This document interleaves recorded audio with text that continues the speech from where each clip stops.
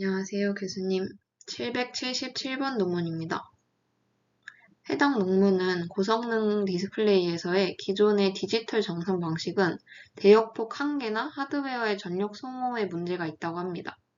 따라서 비트의 완벽성을 추구하기보다는 인간의 시각적인 그런 특성을 활용한 SAVT라는 기술을 이용해서 픽셀 전압을 디지털이 아니라 아날로그 상태로 보내는 방식을 제안합니다. 첫 번째 방법은 먼저 PIA라는 인지적인 관점에서 허용 오차를 재정의하는 것입니다. 인간의 눈은 관대하기 때문에 이렇게 비트의 완벽성을 추구하는 것은 오히려 불필요한 디지털 오버헤드만 일으킨다고 합니다. 그리고 두 번째 방법은 DDIC에서 제한적이었던 내부 보정 대신에 10비트 이상의 정밀한 EOTF, 그러니까 감마 보정을 하는 것입니다. 이 방식은 전기 신호를 사람의 눈의 밝기 감각에 맞는 스케일로 변환해서 오차를 덜 느끼도록 해주고 기존 DDIC의 18개의 참조 전압보다 훨씬 높은 정밀도를 가진다고 합니다. 세 번째 방법은 배선이 많은 하네스에서 신호가 미리 망가질 것을 인지하고 FIR 필터를 통해서 신호를 왜곡해서 보내는 것입니다. 오른쪽 그림은 RGB가 각각 같은 밝기를 내기 위해서 필요한 전압이 서로 다르다는 것을 보여주는데요. 세 곡선이 모두 NVA라는 사람 눈에서 가장 민감한 밝기 구간을 지나고 있는 것을 볼 수 있습니다. 여기서 이 논문의 요지는 이러한 신호가 하네스를 통과할 때 전압의 오차가 생기는데 기존 관점에서는 이런 전압 오차가 무조건 나쁘다고 해석하는 반면에 해당 논문에서는 전압 오차가 생기더라도 그것이 NVA 구간을 피한 그런 시각적으로 둔감한 영역에서 일어난 일이라면 괜찮다는 주장입니다. 따라서 사람 눈에 덜 민감한 쪽으로 오차를 미리 왜곡해서 보낸다는 것이 이 방법론의 핵심입니다.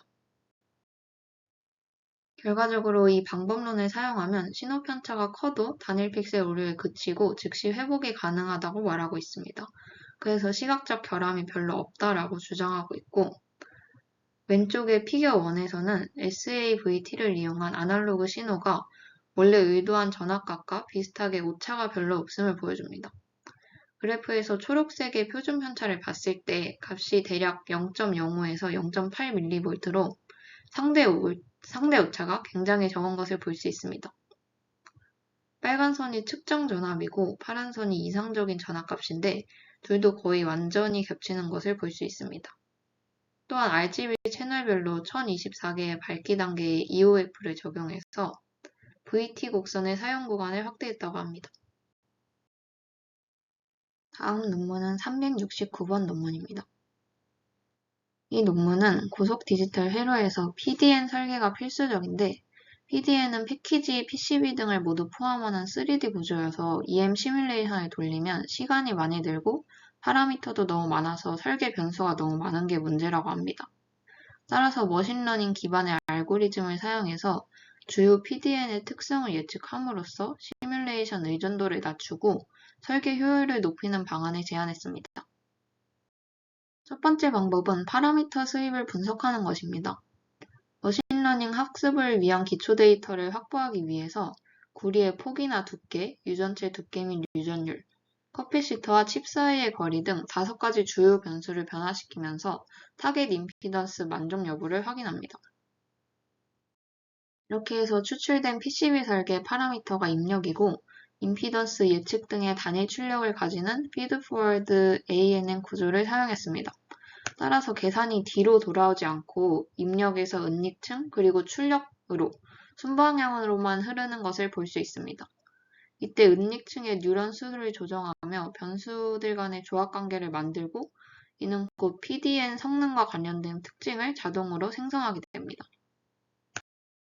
결과적으로 이러한 방식은 매번 복잡한 EM 시뮬레이션을 하는 대신 머신러닝이 빠르게 결과를 예측하기 때문에 설계 효율이 80% 향상했다고 말하고 있습니다. 또한 해당 피겨들처럼 머신러닝의 학습 과정에서 이러한 파라미터들이 임피던스에 미치는 영향을 면밀하게 분석했기 때문에 특정 주파수에서 임피던스 요구사항을 만족하는 PCB 설계 조건을 도출했다고 합니다. 따라서 해당 논문은 복잡한 PDN 설계를 머신러닝으로 예측해서 EN 시뮬레이션을 여러 번 돌려야 하는 수고를 해결했다는 것이 핵심인 논문이었습니다. 는 641번 논문입니다. 해당 논문은 올레드의 고위도에서 수명과 효율 저하 문제, 그리고 적색 마이크로 LED의 전류 밀도가 증가함에 따라서 화장이 블루 시프트하는 문제가 있다고 합니다. 따라서 다니엘 소자만으로는 이러한 문제를 해결할 수 없어서 적색 서브 픽셀에 올레드와 마이크로 LED를 하이브리드로 구동하는 방법과 ALCC라는 자동 휘도 색상 보정 알고리즘을 개발했습니다. 첫 번째로는 저개조에서는 색상 안정성이 좋은 올레드를 사용하고 고개조에서는 효율과 수명이 좋은 마이크로 LED를 사용하는 방식입니다. 트랜지션 구간에서는 두 소자가 하나의 레드처럼 보이게 설계하였다고 합니다. 다음은 ALCC 알고리즘을 설명하는 슬라이드입니다. 가장 왼쪽 그래프에서 올레드의 빨간 점선이 고전류에서 포화되는 것을 볼 수 있고, 반면 파란 점선인 마이크로 LED는 고위도까지 잘 올라가는 것을 볼 수 있습니다. 이때 노란색인 L 타겟은 이상적인 휘도 곡선인데, 이때 두 소자를 결합한 초록색 곡선이 L 타겟과 거의 겹치는 것을 확인할 수 있습니다. 여기서 그리고 회색 영역은 트랜지션 리전으로 두 소자를 같이 쓰는 구간입니다. 따라서 저 구간을 확대한 게 두 번째, 세 번째 그래프이고, 두 번째 그래프를 봤을 때 각각 전류가 높아질수록 올레드의 비중은 점점 줄어들고 마이크로 LED의 비중은 점점 늘어나는 것을 알 수 있습니다. 이 결과를 바탕으로 세 번째 그래프에서 전류를 역산한 결과를 나타내었습니다. 파란색 점선인 올레드 전류는 점점 줄어들어서 거의 안 쓰게 되는 것을 볼 수 있고, 빨간색 점선인 마이크로 LED의 전류는 점점 늘어나는 것을 보실 수 있습니다. 이렇게 각각의 기여도를 계산해서 ALCC라는 알고리즘을 개발하였습니다. 결과적으로 마이크로 LED만 사용했을 때보다 전류 변동폭이 약 56% 감소했기 때문에 구동 안정성이 향상됐다고 합니다. 또 표를 보았을 때 하이브리드 픽셀을 이용했을 때 색편차가 6.9에서 55.7% 수준으로 감소한 것을 볼 수 있습니다. 또한 이러한 역상 방식이 다른 방식인 선형 분해 이런 것보다 소자 간의 전환을 더 매끄럽게 하고 전류 변화폭을 줄일 수 있어서 좋다고 합니다. 이상입니다. 감사합니다.